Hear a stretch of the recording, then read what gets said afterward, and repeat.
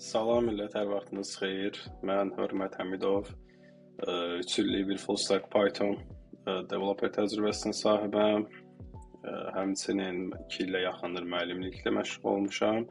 150-yə yaxında tələbəm var. Bəziləri hal-hazırda işləyir, bəziləri işləmir.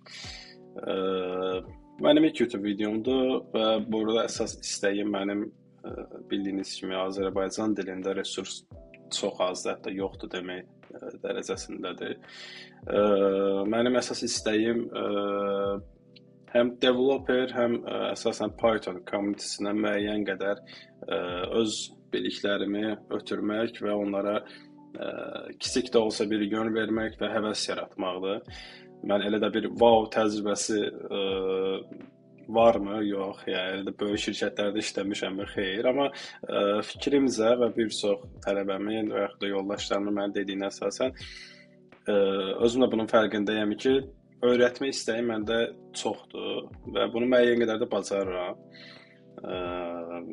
İstəyirəm ki, yeni başlayan developerlərə proqramistliklə bağlı və yaxud da sayt yığmaq istəyən hər hansı birinə kiçik bir həvəs, kiçik bir yön verərək əlində daha rahat resurslar əldə etməkdir. Təbii ki, ingilis dili çox önəmlidir.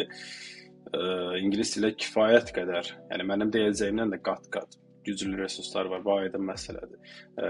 Sadəcə mənim istəyim hal-hazırda bu şəraiti tapa bilməyənlər və yaxud da ki, müəyyən bir yol qət etmək istəyənlər proqramlaşdırma ilə bağlı onlara kiçik bir köməklik etməkdir. Təbii ki, ingilis dilində kifayət qədər videolar, resurslar var və bu hamıya da aydın məsələdir ki, çox önəmlidir. Yeni bir şey öyrənmək üçün və yaxud da yeni bir topiklə maraqlanmaq üçün. Amma mənim istəyim dediyim kimi yeni başlayanlara, həvəsli olanlara, olmayanlarda müəyyən qədər həvəs qatmaqdır. Ümid edirəm bunu bacararıq. İlk videomda bəhs edəcəyim şey bir web framework ilə olacaq. Açığı Pythonla başlamayacağam. Python ən dibidən, ən xırda detallardan başlamayacağam. Django ilə bağlı danışmaq istəyirəm bu dərsdə. Yəni bir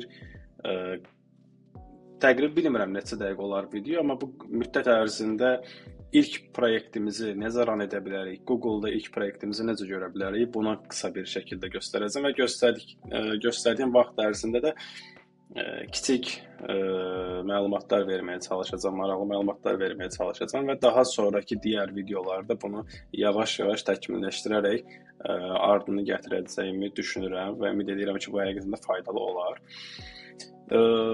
Okay, o zaman keçək və qısa bir araşdırma edərək yavaş-yavaş baxaq, görək bu Django nədir, ümumiyyətlə biraz proqramlaşdırma haqqında danışaq. Əvvəlcədən təcrübəsi olan adamlar üçün biraz daha rahat ola bilər, amma olmayanlar üçün də məsləhətim ola bilər ki, ümumiyyətlə birinci biraz Pythonla maraqlanan. Əgər həqiqətən çox ehtiyac olsa, çox tələb də olsa, Pythonla bağlı da video seçə bilərəm. Ən azından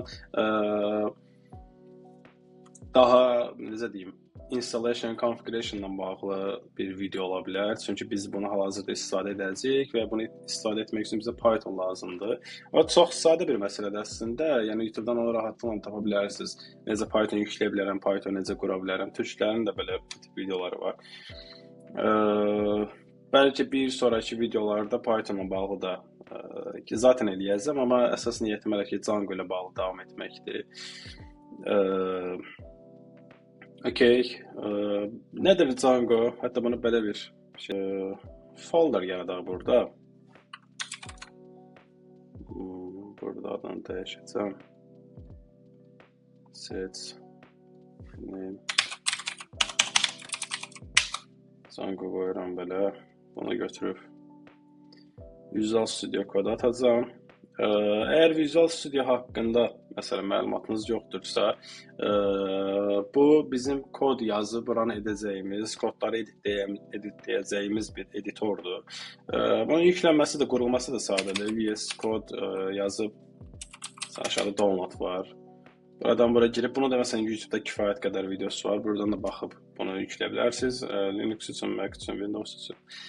Həmçinin Python-da. Yəni bizə ilk öncə də hər şeydən öncə Python-un konfigurasiyası lazımdır. Bu kompüterə yüklü olmalıdır. Məsələn, ən son versiya 3.13-dür. Mən 3.10 istifadə edirəm, səhv etmirəmsə. Bununla bağlı da dediyim kimi YouTube-da kifayət qədər video var, amma əgər çox ehtiyac olarsa bununla bağlı bir video çəkə bilərəm təbii ki. Okay. Visual Studio'da bu şəkildə. Ümumiyyətlə Django nədir? Bir web framework nədir? Buna baxarıq, biraz bununla bağlı danışaq. Django web framework bu burada qalsın. Belə deyim, Python bildiyiniz kimi proqramlaşdırma dilidir və bir çox sahədə çox geniş istifadə olunur və hər proqramlaşdırma dilinin də belə deyim, web layihə yazmaq üçün, web proyektləri üzərində işləmək üçün onların müəyyən toolları var, belə deyim, kiçik qolları deyə bilərəm. Bunlar framework adlanılır, web framework adlanılır. Məsələn, gəlib burada baxa bilərik, Python frameworks baxa bilərik. Məsələn, Python'un burada var, kifayət qədər var. Şəxsən mən bir çoxunu bilmirəm, necə deyim, ümumiyyətlə də heç işləməmişəm. Mən burada Django ilə, FastAPI ilə işləmişəm, Flask ilə çox cüzi, yəni işləmişəm, azdan çoxdan nə olduğunu bilirəm, amma geridə qalanların heç biri haqqında məlumatım yoxdur. Bu şəkildə, yəni bu frameworklər hamısı müəyyən web tərəfdə bizə kömək etmək üçün alətlərdir, belə fikirləşə bilərsiniz. Yəni evə usta gəlir, ustanın yanında bir hazır çanta olur. Və bunları da elə fikirləşə bilərsiniz. Bunların hər birinin arxa tərəfində Python tərəfindən yazılmış kodlar var ki, bizə artıq onlar çox hazır şəkildə gəlirlər. Yəni bizim bir də əlavə çox əziyyət çəkməyimizə ehtiyac olmur. Müəyyən konfigurasiyaları təbii ki, müəyyən kodları, hətta bir çox kodları özümüz yazırıq, amma onun arxa tərəfdə build olmasına kömək edən şey bizə Python'un özüdür. Python'un kodlarıdır və bu da bizim Python'un kiçik bir aləti kimi təqdim olunur. Django onlardan biridir və framework anlayışı da budur. Və biz artıq Django ilə yavaş-yavaş öz web proyektlərimizi yaza biləcəyik. Təbii ki, bu əsasən backend dili olduğu üçün Python, bu da backend framework-üdür. Yəni əsasən backend tərəfdə işlər görmək üçün istifadə olunur.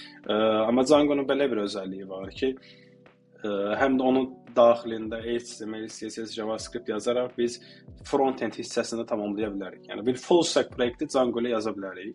Təbii ki, bu biraz konfigurasiya söhbətləri var, MVC söhbəti var, yaxud da ki, REST API ilə yazma söhbətləri var. O zaman gərək front-enddə də başqa bir frameworkdən, library-dən istifadə edək. Amma hələ ki, başlanğıc üçün Django-da xırda-xırda işləri biz bunların hamısını görəcəyik iləriki dərslərdə. Bu isə ancaq sadəcə qurulumu ilə bağlı bir video olacaq.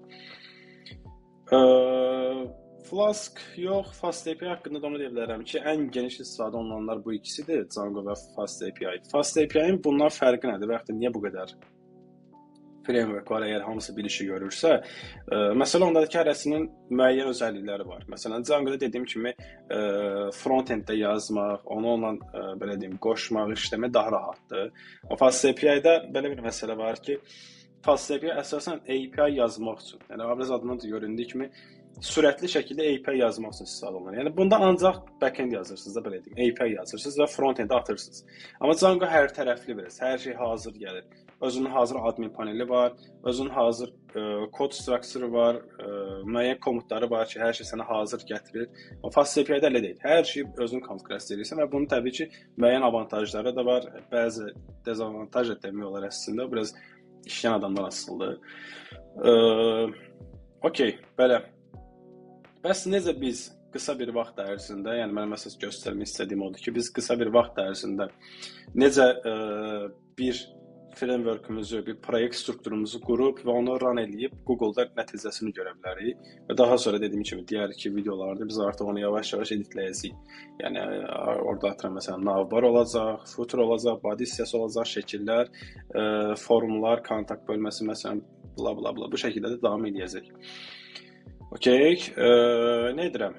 Bizə dediyim kimi ilk öncə lazım idi Python'un qurulmağı. Yəni Python'un qurulmağı əslində çox sadədir, dediyim kimi videolardan baxıb rahatlıqla qura bilərsiniz. Bayaq səhv eləmirəmsə göstərdim də brazerdə. Gəlib burada da yəni yükləyəndən sonra təsdiqləmək üçün bir Python version yazırsınız. Mən məsələn 3.10.6-nı istifadə edirəm. Sonuncu versiya 3.13 idi, səhv etmirəmsə. Mən 3.10 istifadə edirəm. Biz köhnə şeylə yazırıq, amma belə deyim, ümumiyyətlə qısa bir məsləhət verəsi olsam, həmişə çalışın ki, ən last, belə deyim, versiyadan bir əvvəlkini istifadə etsəniz daha yaxşı olar fikrimizə. Çünki həmişə last versiyada biraz bug'lar olur, biraz hələ də işlər gedir. Məsələn 3.13 isə 3.10-un özünü və ya da 3.12-ni istifadə etmək daha biraz əlverişli olar fikrimizə. Mən də 3.10-da qalmışam. Yəqin ki, bəlkə bu videodan sonra update edərəm, dəqiq bilmirəm. Bəlkə bir problemini görməmişəm, işim görür. Okay. Tutalım ki, Python hətta belə bir iki Python kodumuzu da burada yaza bilərik. Terminalda bir Python yazırsınız və sizə avtomatik Python, belə deyim, vizualına yönləndirir. Burada gəlib məsələn bir print hello yazıb Enter basıb run eləsə ilk Python kodumuzu da bu şəkildə yazmış olarıq. Məsələn, artıq mən həqiqətən də bilirəm ki, arxa tərəfimdə Python mənim quruludur və hal-hazırda da işləyir gözəl formada. Exit yazıb çıxa bilərəm buradan. CLS yazıb təmizləyə bilərəm. Yəni ki, terminal haqqında məlumatınız var. Əgər yoxdursa, qısa bir məlumat verə bilərəm ki, terminal kompüterin hər tərəfinə əlinizin çatması üçün istifadə olunan bir tooldur, bir alətdir. Mən burada sistemlərdə dəyişikliklər eləyə bilərəm, hər hansı sistemi run eləyə bilərəm, aça bilərəm, fayl yarada bilərəm, silə bilərəm və bu şəkildə davam eləyir. Məsələn, mənim az öncə istifadə etdiyim CLS ingilis dilində normal bir termin olaraq clear edir. Mən sadəcə bunu biraz editləmişəm, qısa yol qoymuşam. Çünki Mac-də deyəsən şey yox idi. CLS ilə bir komut yox idi. Mən deyəsən bunu yazmışam, əmin deyiləm. Belə yazmalısın. Burada məsələn uzun gəldik ki, CLS ilə bunu əvəzləmişəm. Məsələn, bizim indi istifadə edəcəyimiz CD var burada. CD yazıram, desktop-a gedirəm. Məsələn, CD nədir burada? Change directory rolunu oynayır. Normal ingilis dilində də adamlar sadəcə biraz daha qısaldıb sizə təqdim edirlər. Deyirəm ki, yəni, məsələn, mənim hal-hazırda URL-im buradadır, change directory, yəni dəyişib directory, yolu dəyişib desktop-a. Desktop da mənim bu arxa tərəfdə gördüyünüz hissədir, bu faylların olduğu hissədir. Burada məsələn ls eləyib görə bilərəm. ls list mənasına gəlir. Biraz terminal haqqında da məlumat vermiş oldum, yəni bilməyənlər olsa əgər. Burada məsələn all var, books var, cheese var, Django var, my docs falan. Yəni bunlar hamısını əslində burada gördüyünüz hissələrdir. Books da buradadır. Okay, nədən CLS edirəm? Nə edirəm? Biz əslində bir folder yaratmışdıq burada. Deyirəm ki, cd Django içinə gir. Okay. Sonra belə bir komut yazıram burada, ya da əmr yazıram. Biz öz dilimə öyrəşib komut sözlə. Django adım yox, daha doğrusu bundan qabaq biz şey etməliyik, yadımdan çıxmışdı az qala. Virtual environment yaratmalıyıq. Hətta onu da burada qeyd edə bilərəm. Virtual env. Burada da yaza bilərəm. Virtual environment package management məsələn. Belə qeyd edirəm bunu da burada. Nədir bu virtual environment? Belə fikirləşin, sadə dildə. Yəni dediyim kimi, maksimum sadə dildə izah etməyə çalışacağam. Çünki mənim əsas fokusum yeni başlayan kütlə üçündür və mən belə deyim, biraz özümdən yola çıxaraq həmişə müəllimliyi elə etməyə çalışmışam.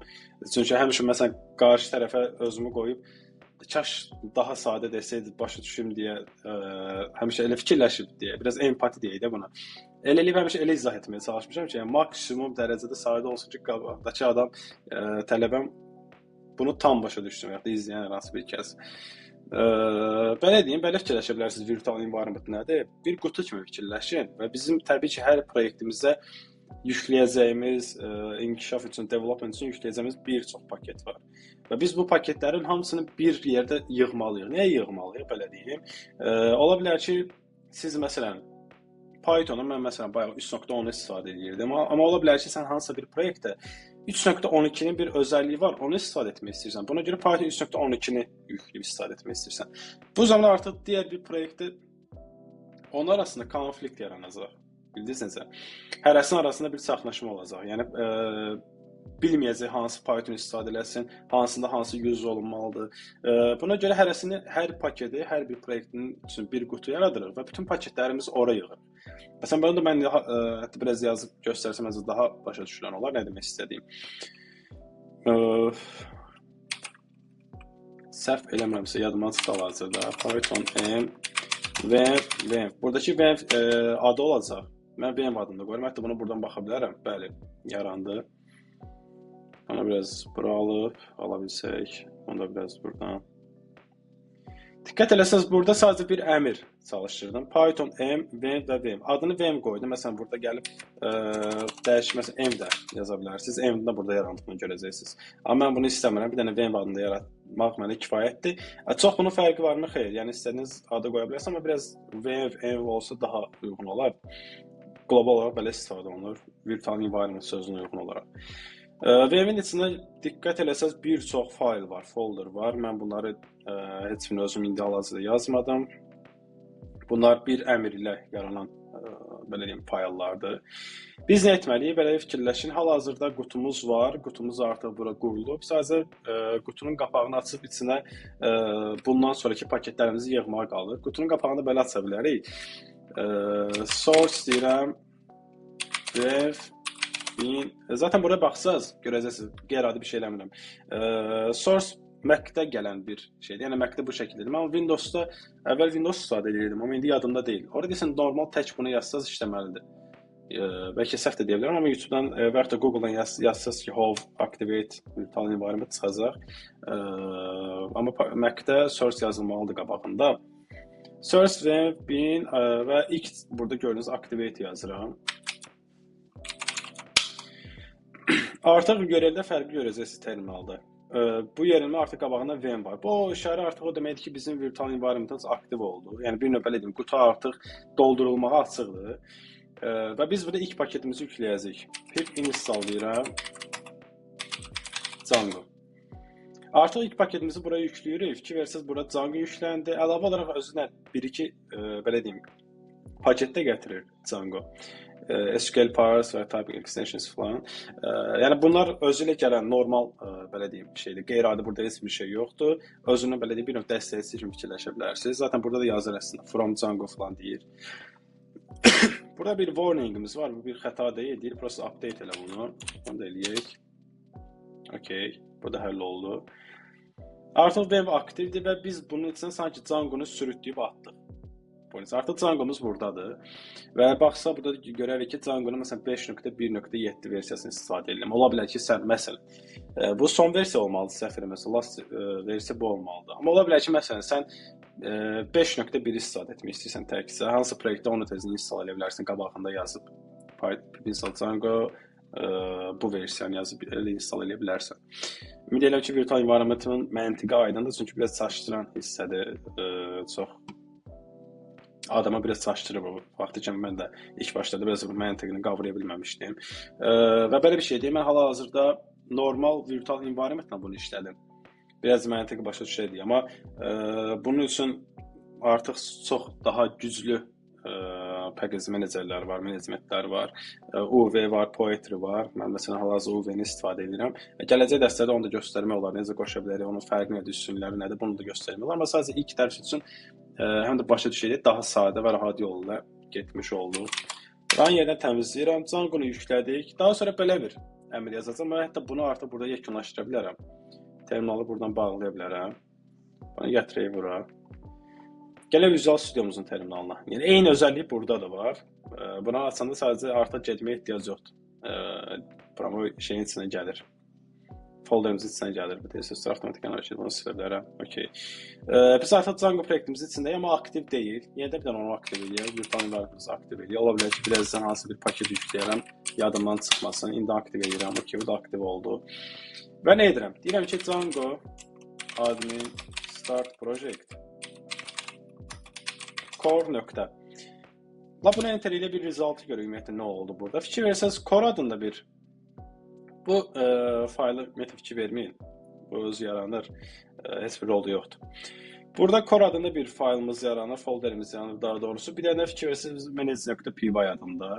Bu da nədir, nə deyil, nə iş görür, bunları da kiçik bir bəhs eləyib üzərindən keçəcəyik. Bu əmr haqqında danışmaq istəyirəm. Django admin əmr bu şəkildə təyin olunub. Start project adından görəndə kimi proyekti başlatmağımız üçün istifadə olunan əmrdir. Core zaten burada nə ad verdimsə onu yaradır. Fikir verirsiniz, core adını yaratdım. Bu ümumiyyətlə belə olmalıdırmı? Xeyr, istədiyiniz adı qoya bilərsiniz bura, amma məsləhət olaraq ki, main, home, app, core, məsələn, daha çox core istifadə edirəm. Bu tip adlar qoysanız biraz daha uyğun olar. Çünki əsas main proyekt, belə deyim, folder buradır. Belə deyim, proyektimizin bünövrəsi bura olduğu üçün biraz ona uyğun adlar olsa ümumiyyətlə daha yaxşı olar. Səhərsi gün bir başqa developerin oxuması və başa düşməsi üçün. Nöqtənin də izah edəsi olsam, nöqtə də sadəcə bu folderun içərisində yarat deməli. Yəni bir növ direct yolunu oynayır. Məsələn, nə demək istəyirəm? Mən fikircə CD burada 2 nöqtə yazsam bunun içindən çıxıram. Yəni bir növ bu rol oynayır. Sadəcə bu folderun içində yarat, qırağa çıxma deyə. Burada can yazıb deyirəm bunun içinə girirəm. Okay. Və əslində hər şey hazırdır. Yəni xüsusi bir şey yoxdur. Ən birinci sizin üçün Python qurulmalı idi, daha sonra virtual environment qurulmalı idi. Daha sonra Django-nu yükləməliyik. Django-nu yükləyəndən sonra əslində bir belə deyim, bünövrəmizi yaradırıq burada. O da zaten bir komutdur. Bunu yazın yuxarı basıb sağa bilərəm. Bunu da yazandan sonra əslində demək olar ki, hər şey hazırdır. Edəcəyiniz şey girib buradan sadəcə Python manage.py run server yazmaq. Fikir versəz bu warning də əslində bir xəta deyil.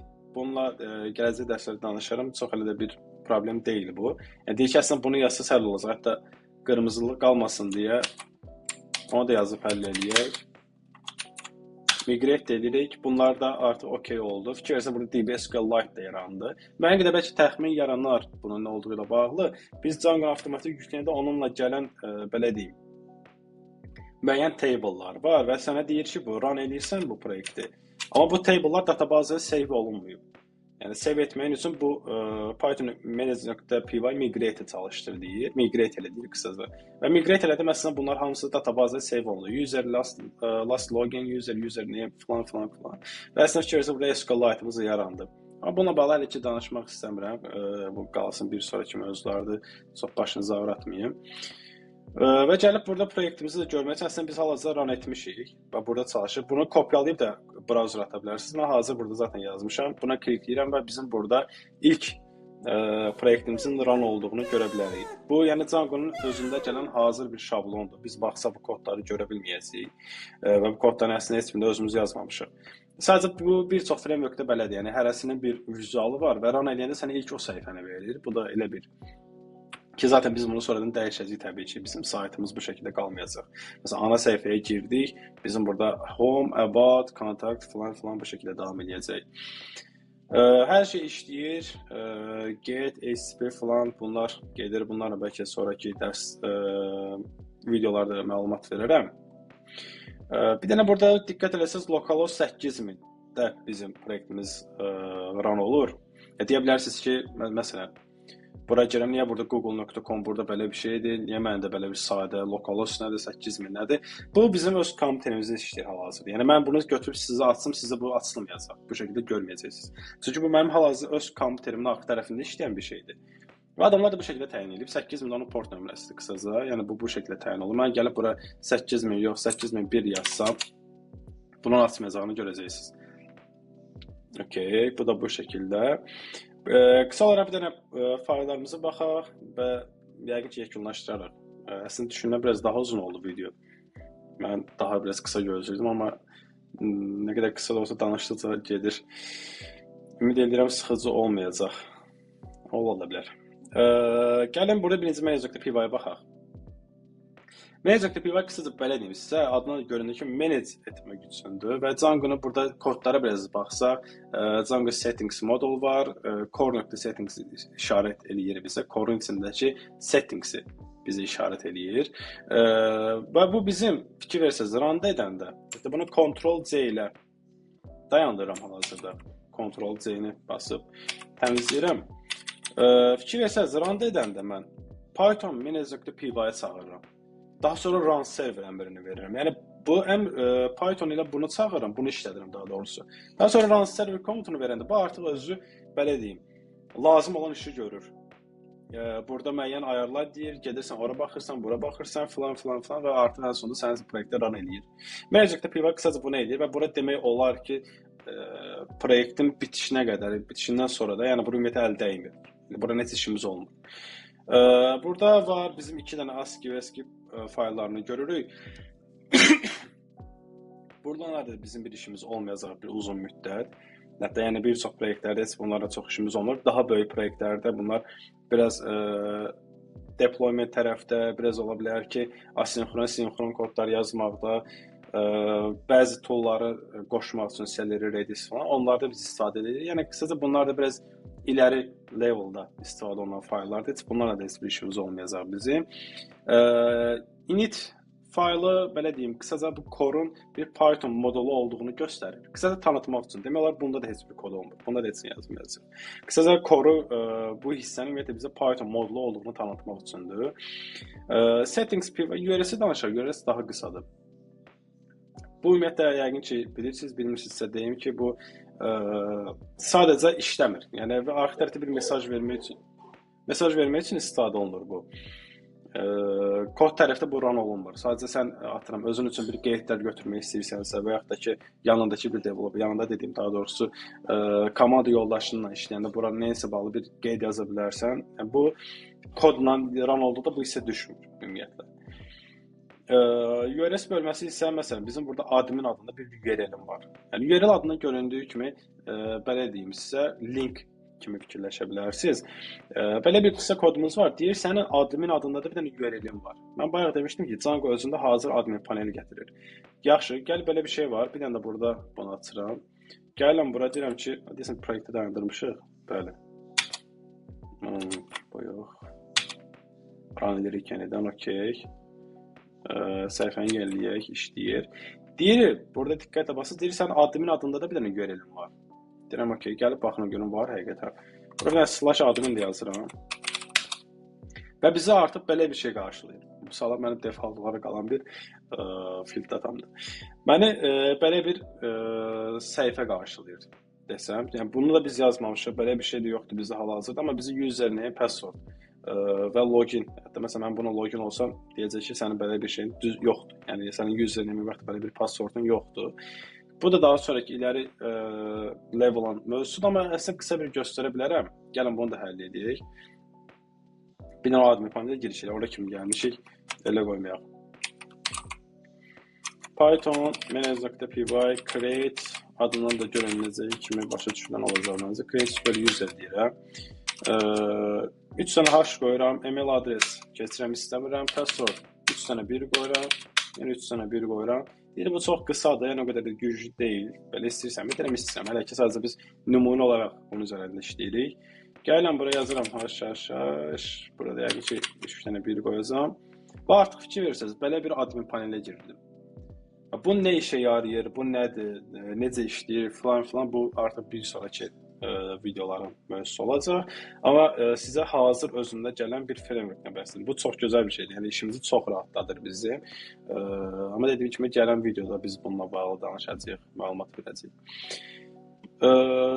Burada son olaraq bizim settings.py-miz qaldı. Settings adına da göründüyü kimi bizim bütün config olan hissəmiz, proyektimizin bütün config olan hissəsi burada olacaq. Məsələn, secret key var.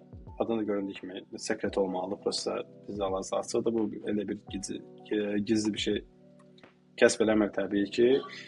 Debug turu var. Bu bizim hal-hazırda proyektimizin debug olunduğunu göstərir. Yəni hal-hazırda hələ bunun üzərində işləri gedir. Install-lər var, middleware-lər var. Bunlar bir sonraki mövzularda database haradaydı o? Hara getdi? Görmürəm. Hələ görmürəm. Database hara getdi? Okay, burada. Burada database görsəniz deyir ki, sən database olaraq, yəni bütün dataları saxlayacaq yer sənin burada. Bunun yolunu göstərir. Fikir verirsiniz, bayaq biz migrate eləyəndə bu avtomatik yaranmışdı. Və əslində onun səbəbi budur. Migrate etdik, o gəldi bunun database olaraq bunu oxudu. Burada bir SQLite bizə bu adda bir dənə SQLite baser yaratdı və bunu öz database olaraq tanıdı. Və burada da artıq məsələn language code ingilis təyin olub, time zone test, yəni global təyin olunub, statik URL-lər və bla. Yəni bunlar dediyim kimi lazım olduğu üzərində müəyyən editlər eləyəcəyik, işləyəcəyik, amma hələ ki buna heç bir ehtiyac yoxdur.